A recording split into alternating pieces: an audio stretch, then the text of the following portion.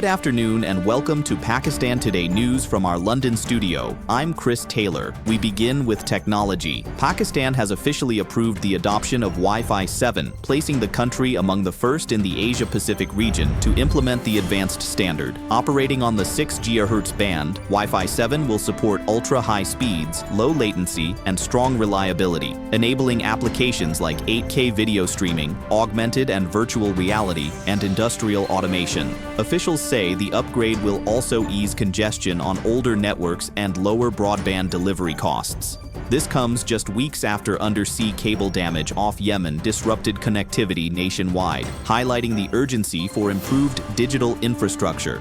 Turning to trade and regional connectivity, Pakistan and Russia are in the final stages of talks to launch the first pilot freight train service from Karachi to Moscow. The route will carry goods including textiles, pharmaceuticals, and agricultural products. Authorities say this step is a milestone in Pakistan's effort to deepen economic integration with Russia and build new supply chain corridors across Eurasia. The pilot run is expected to commence soon.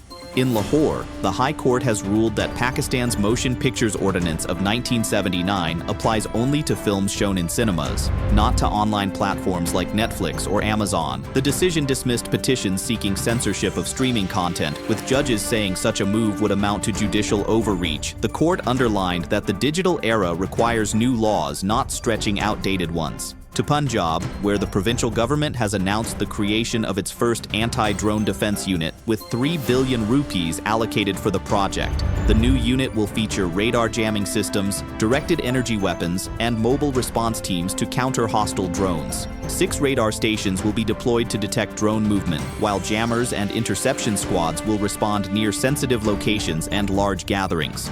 Across the border in Indian illegally occupied Jammu and Kashmir, prominent activist Sonam Wangchuk has been arrested following violent protests in Ladakh. At least 5 people were killed during demonstrations demanding autonomy, tribal rights, and protections for land and the environment. New Delhi accuses Wangchuk of inciting unrest and has revoked his NGO's foreign funding license. Pakistan's Foreign Office says it is monitoring the situation with concern. Back home, Islamabad has ordered the closure of 5 Afghan refugee camps in Khyber Pakhtunkhwa.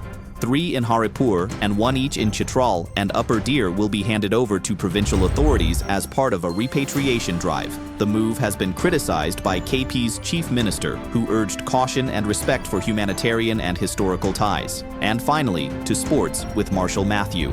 Chris, the stage is set for today's Asia Cup final in Dubai between Pakistan and India. The arch-rivals last met in tense Super 4 encounters, and both sides are determined to lift the trophy.